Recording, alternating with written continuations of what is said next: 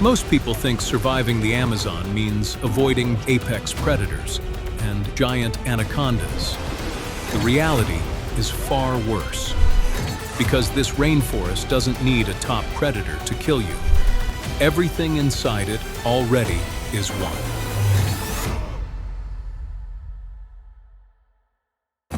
Yossi Ginsberg walked into this labyrinth in 1981, drawn by the promise of adventure. Within days, the forest had erased every landmark he knew. The path behind dissolved into tangled roots and mosquito-thick air. Ginsberg's only constant was the river, a ribbon of brown water that twisted deeper into the unknown. He tried to follow it, believing water meant life. But the river was no guide. It bent back on itself, hid its banks with flooded trees, and pulled him into mud that sucked at his ankles. Each attempt to cut away from the bank brought only more confusion.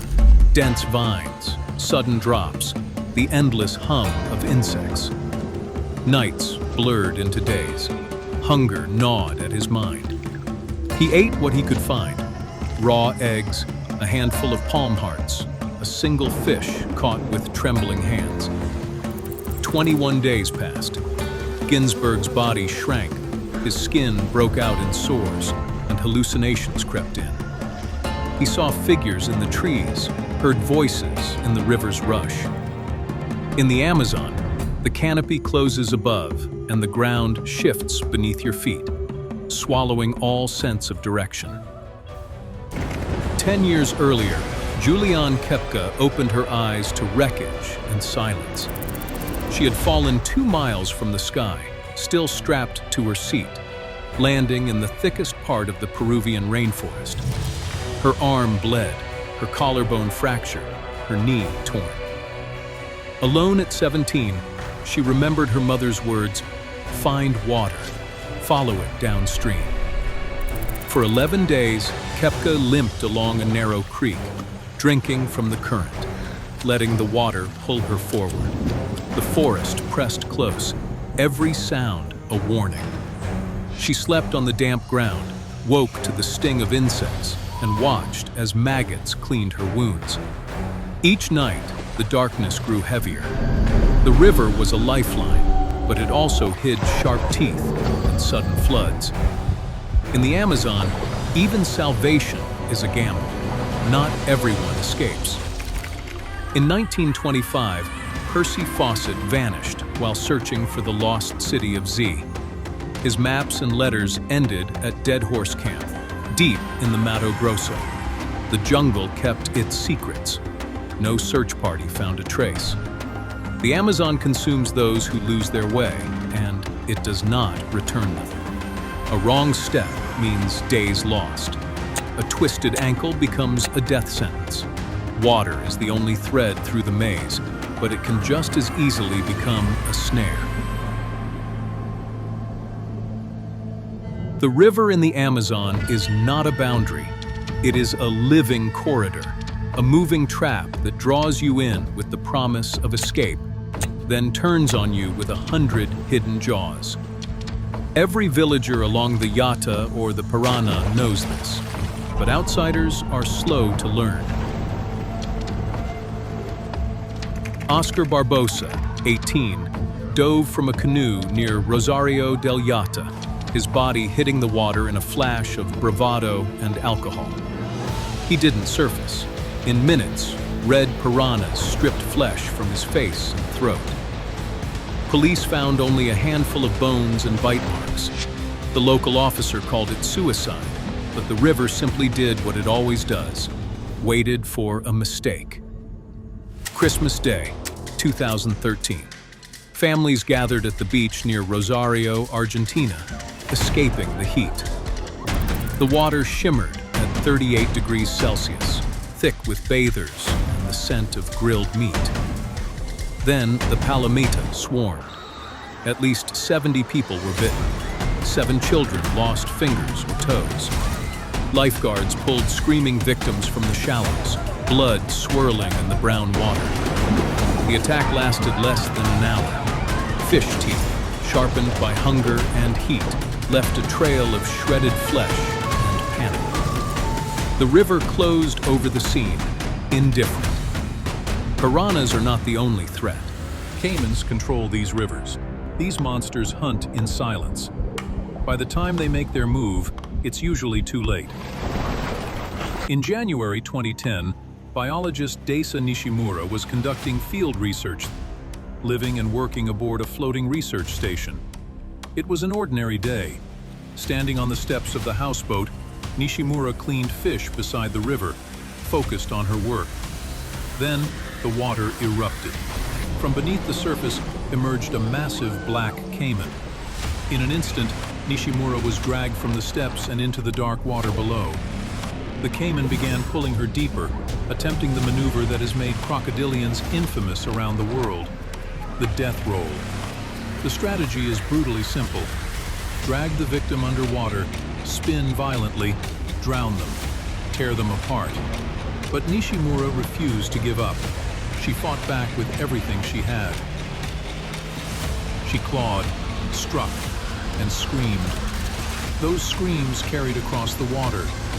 Colleagues aboard the research vessel heard the commotion and rushed to the deck.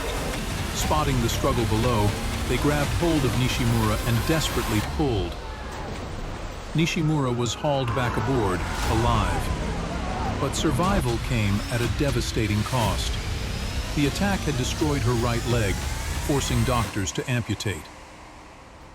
After recovering and learning to walk with a prosthetic leg, she made a decision few could imagine. She returned, not just to the Amazon, not just to wildlife research, but to the very same reserve where the attack had happened. The same waters, the same predators, the same wilderness that had nearly claimed her life. In a region where nature offers no guarantees, Deisa Nishimura's story is a reminder that survival is only part of the battle. Sometimes, the greatest act of courage is going back. In a river that amplifies everything, even the cutest of animals can be dangerous. In February 2023, British traveler Claire Bai was exploring the Santa Rosa de Yacuma River when her tour group encountered a pod of pink Amazon river dolphins. At first, the encounter seemed harmless, but according to reports, a child in the group began disturbing the animals, even attempting to lift one from the water. The dolphins quickly became agitated. The group eventually moved on, or so they thought. Claire realized she had left a water bottle behind. She stepped back into the murky river to retrieve it. That's when the water exploded beneath her. An adult pink dolphin surged forward and clamped its long beak around her right foot. Lined with dozens of sharp, conical teeth, the dolphin's jaws locked in place as it began to thrash. For nearly 20 seconds, Claire fought to break free. The attack was brutal. The animal tore through skin and muscle, ripping her foot down to the bone and nearly severing it entirely. When the dolphin finally released its grip, the river around her had turned red. Rescuers rushed her from the water and into emergency medical care. But the nightmare was only beginning. Doctors closed the wound with 32 stitches, yet dangerous bacteria from the river had already entered her body. A severe infection developed, threatening not only her foot, but her life. Back in the United Kingdom, surgeons were forced to perform complex skin flap reconstruction procedures in an effort to save the damaged limb. Against the odds, they succeeded. While attacks by Amazon river dolphins are rare, they serve as a reminder that appearances can be deceiving. The river does not care about reputation, only opportunity. And the danger doesn't always arrive with teeth or claws. March 2022. The streets of Laranjal do Jari had been swallowed by floodwater. 18-year-old Lucas Rocha stepped outside his home to navigate the flooded streets. Then, without warning, he froze. Witnesses watched as his body suddenly convulsed. Violent tremors surged through his muscles. Within seconds, he collapsed, unable to move. The cause was hidden beneath the murky water. An electric eel. Despite its name, the electric eel isn't a true eel at all. It's a powerful freshwater fish capable of generating electrical discharges exceeding 600 volts, enough to stop a human heart. The eel had attacked while floodwaters connected the river directly to the city streets. Family members rushed to Lucas's aid. He was loaded into a boat and raced to the hospital, where doctors immediately began emergency treatment. Life support measures were administered as medical staff worked to stabilize him. Gradually, movement returned to his body, but the effects of the shock lingered. Even after regaining mobility, Lucas continued to suffer involuntary muscle contractions and weakness in his legs. The eel's electrical discharge had left its mark, but he survived. Many victims of electric eel strikes are not so fortunate. A severe shock can leave a person paralyzed in the water and drown where they once stood. In a region where rising rivers bring wildlife into human communities, sometimes it arrives as a living battery hidden beneath the water, turning stagnant pools into death traps. In the Amazon, water is never just water. It is hunger, teeth, and voltage. And once you trust it, the river will eat you. Yet the ground beyond the bank offers no safety. The jungle waits, thick with creatures and hazards that do not announce themselves. Jaguars, silent as falling leaves, move through the shadows, almost invisible until the moment they strike. For Bruce Fry and Ed Welch, the warning came too late. While traveling through the rainforest in 1978, the pair realized a jaguar was tracking them. At dusk, the cat made its move, forcing the men up a rickety tree. Armed with a machete and a rifle, they fended off the giant cat in the darkness. The jaguar would advance, then retreat, pitting the men in a tense psychological standoff. By morning, the animal was gone. The lesson was simple. In the Amazon, survival sometimes means doing nothing at all. But waiting is often not an option. In November 2012, a young indigenous man named Shapu Mayo was walking through the jungle when a jaguar suddenly exploded from the undergrowth. The powerful cat drove him to the forest floor before he could react.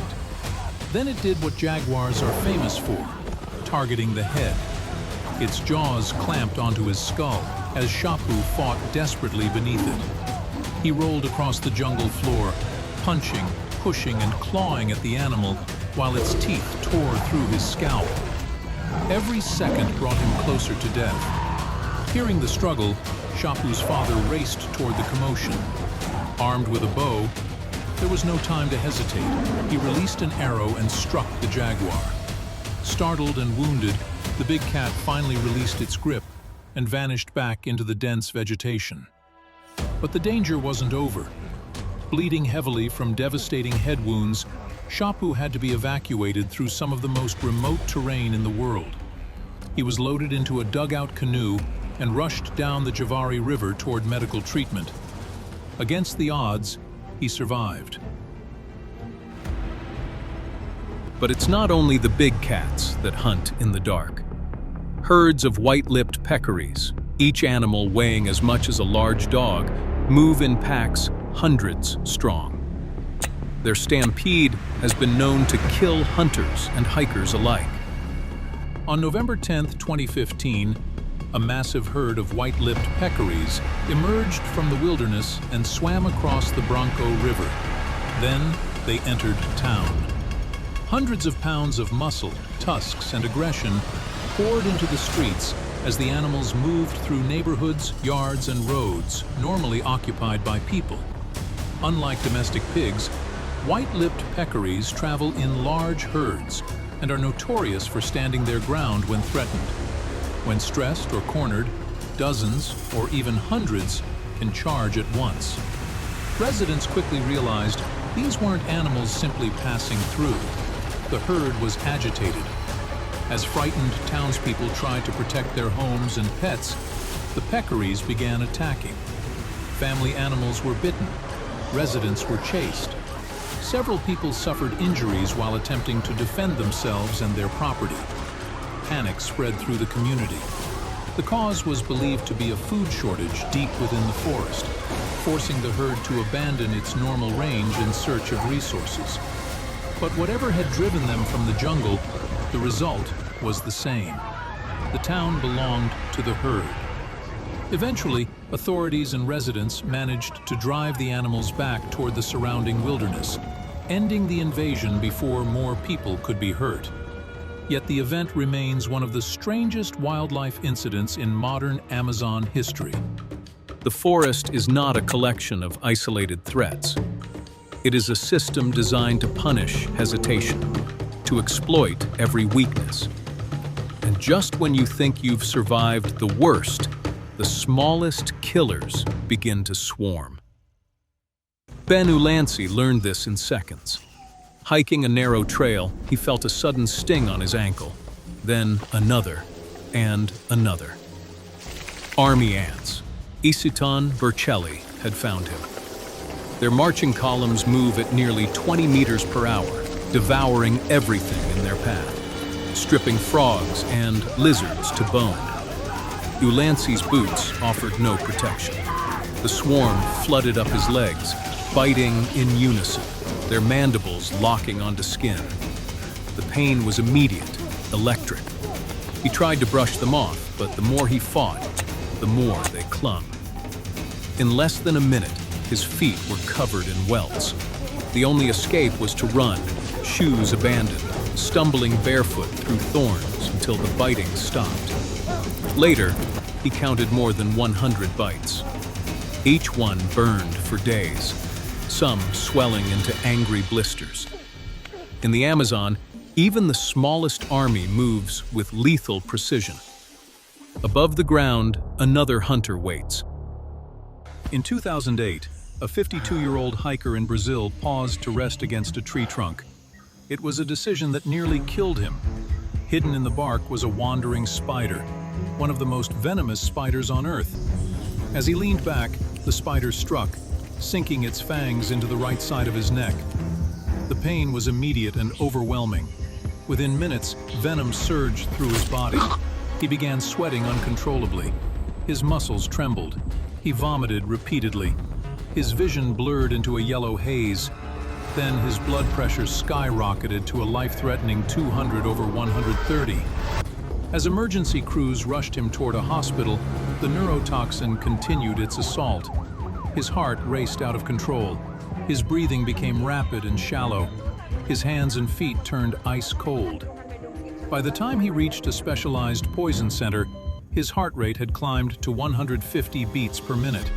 Doctors drew blood and confirmed what they feared. A massive venom load was circulating through his bloodstream. This wasn't a warning bite. The spider had emptied its venom into him. With the patient's condition deteriorating, physicians administered intravenous antivenom and began aggressive treatment for shock. Against the odds, the hiker walked out of the hospital with no permanent damage. A reminder that in the rainforest, sometimes the deadliest predators aren't the ones you can see. They're the ones hiding exactly where you choose to rest. The forest does not care about size or strength. It cares only that you hesitate. And while you are watching the trail for ants or listening for the thunder of hooves, something else waits in silence. In August 2025, a man was standing in the shallow waters of an Amazon tributary when the river suddenly came alive. From beneath the surface, a massive green anaconda exploded forward. The giant snake struck without warning, seizing the man and immediately throwing its coils around his torso. Within seconds, the constriction began. Contrary to popular belief, large constrictors don't crush their victims' bones. Instead, each time the victim exhales, the snake tightens its grip, slowly preventing the lungs from expanding until suffocation takes over. The man was now trapped in the grip of one of the largest snakes on Earth. Friends rushed to help, dragging both the victim and the anaconda into a nearby wooden boat. With his options disappearing and the pressure mounting, the man made a desperate decision. He bit the snake. Leaning forward, he sank his teeth into the anaconda near its head. The reaction was immediate. The giant reptile appeared startled and disoriented by the unexpected attack. Finally, the anaconda released its grip. The exhausted snake slipped free, slid over the side of the boat, and disappeared back into the river. The man survived. The encounter quickly spread across social media, captivating millions with its raw footage and unlikely ending. Because in the Amazon, survival doesn't always come from strength. Sometimes it comes from doing the one thing your attacker never expects: fighting back. Most anacondas slip away unseen. When they do strike, it's usually a mistake: a hand in cloudy water, a child near a hidden log.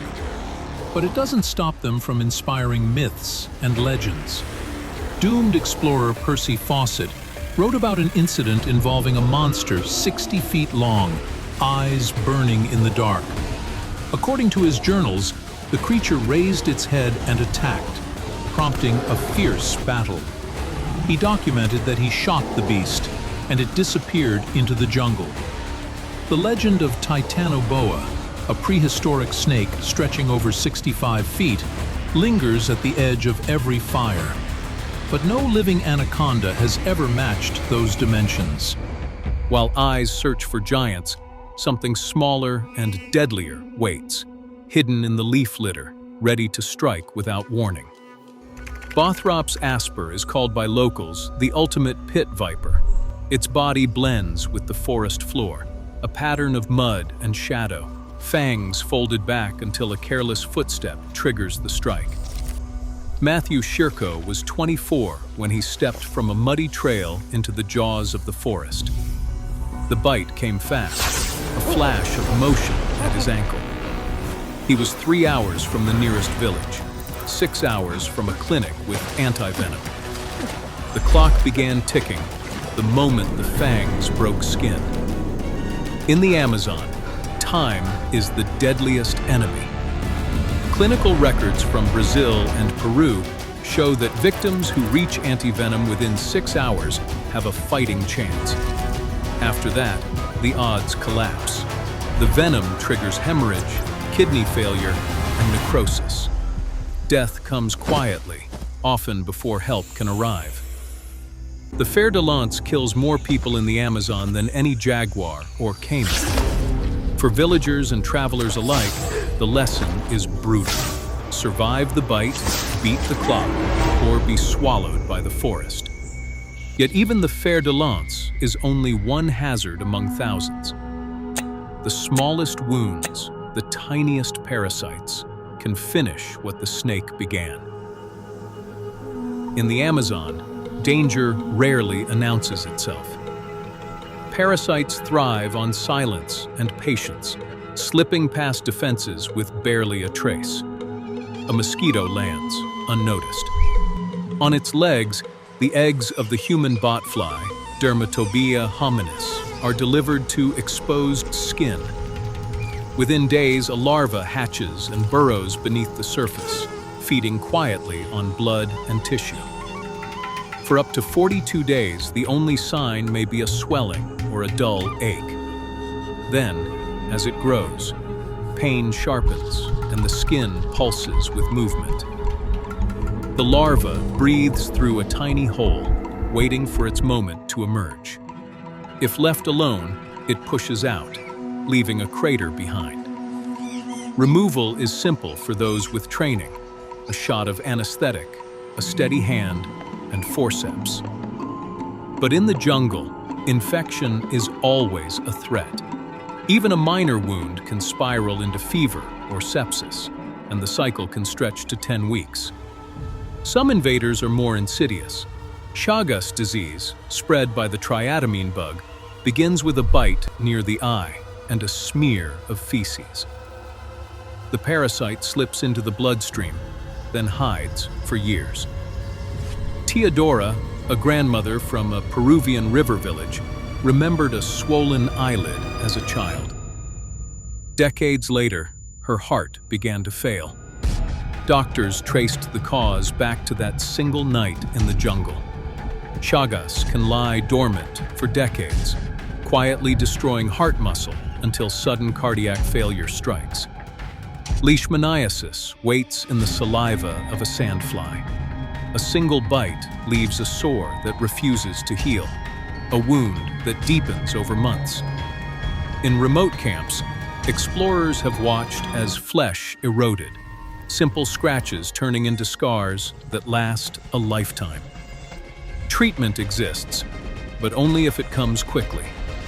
In the Amazon, help is always distant. Some stories are born from fear. The kangaroo, rumored to swim up the urethra, is more myth than threat. Scientific evidence is nearly absent. The real danger is the panic it inspires, how rumor becomes caution. Parasites do not rush. They linger, making you carry the jungle long after you leave. The greatest threat is often invisible, a betrayal from within. In the Amazon, every living thing is a survivor, but some boundaries are drawn by people, not animals. Paul Rosalie's expedition in 2025 into the borderlands of Peru and Brazil met one of those boundaries head-on. As his team navigated a narrow channel, arrows suddenly tore through the air, striking their boat and the water around them. The silence that followed was tense, broken only by another arrow thudding nearby. On the riverbank, figures stood with faces painted and bows drawn, defending their home. The team retreated, shaken but unharmed. The message was unmistakable. Some places are off limits, and the warning comes fast, silent, and final. The forest enforces its own rules. In Manu National Park, a 77-year-old tourist was struck on the head by a wooden arrow.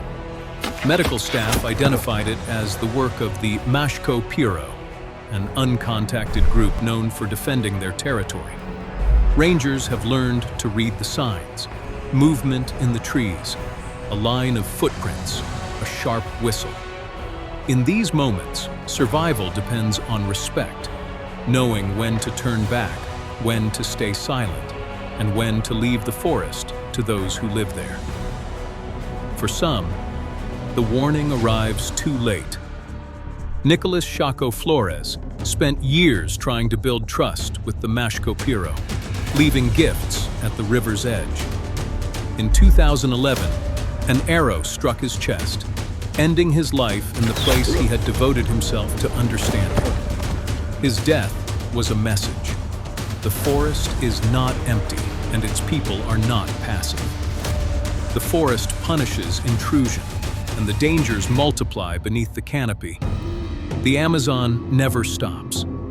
The river rises and falls by 10 meters each year, swallowing forests, then spitting them out again.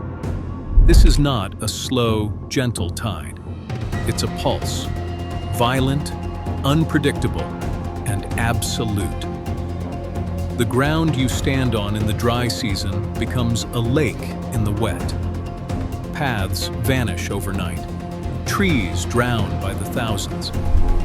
The floodplain, 600,000 square kilometers wide, becomes a maze of half-submerged trunks and swirling brown water. In these months, the difference between land and river is erased. The forest itself seems to float.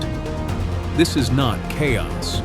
It's a system, alive, shifting, and tuned to extremes. There is no safe ground. The Amazon's danger is not a matter of where you step, but when.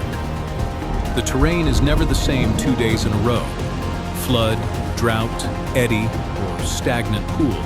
Each is a new hazard, shaped by forces you cannot see or predict. The river does not forgive mistakes. It multiplies them. The system itself conspires against you, and the longer you remain, the more the odds tilt toward disaster. And when the water rises, even your mind can start to slip beneath the surface. The most dangerous territory is inside your own head. Hunger strips the body, but it's thirst that unravels the mind. Lose just 3% of your body's water, and the world begins to warp. Colors bleed, time stretches, shapes flicker at the edge of vision. Yossi Ginsberg, alone for weeks, watched the forest split in two, one real, one conjured by exhaustion. He spoke with invisible friends, shared meals with ghosts, and found comfort in the company of voices that answered back from the dark. Each hallucination was a double-edged blade, sometimes a warning, sometimes a lifeline. When the jungle pressed too close, Ginsberg clung to routines, counting steps, repeating his name, tracing letters in the mud. These small rituals kept the border between reality and nightmare from dissolving entirely. Percy Fawcett, years earlier, vanished into obsession. Letters found at Dead Horse Camp hint at a mind drifting beyond the map, haunted by visions of lost cities and golden statues, convinced that the forest itself was a puzzle only he could solve. For Fawcett, the real jungle was not the vines or rivers, but the labyrinth of his own conviction. In the Amazon, time slips. Days become loops, the sun lost behind endless green. The forest erases memory, blurs the line between hope and delusion.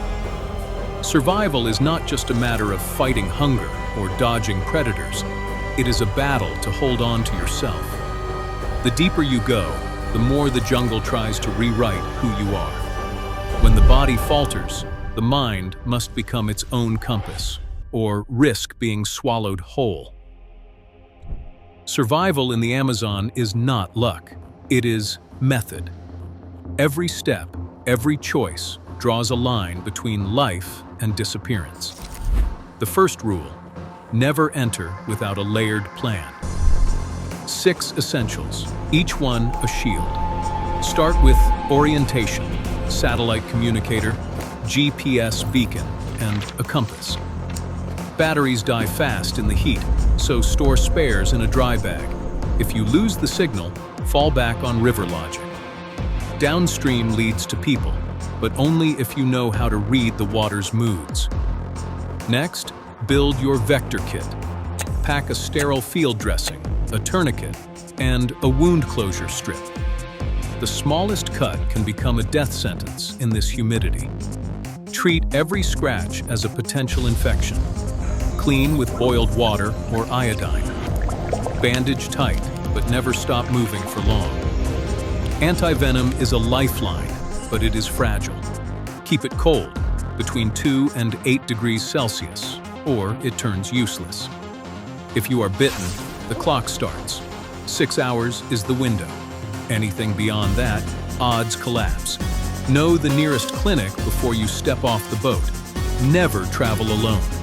Assign a liaison, someone trained to negotiate, signal for rescue, or seek help from local communities. Respect for territory is not just ethical, it is survival. A wrong encounter can end faster than any snakebite. Forecast the environment, watch the sky, track the river's rise. Floods erase trails overnight. The ground beneath your camp may become a lake by morning.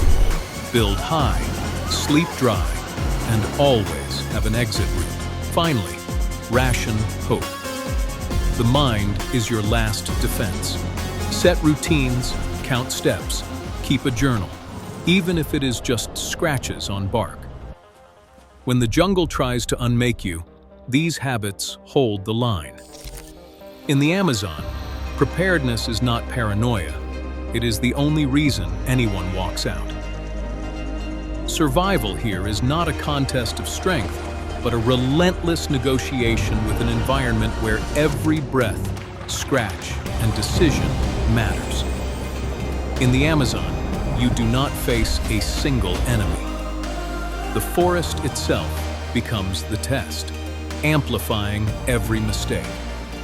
As climate change and deforestation reshape its boundaries, the old rules grow more uncertain. The jungle's lesson endures. Here, the greatest danger is thinking you are in control. Because the Amazon doesn't need a top predator. Everything inside it already is one.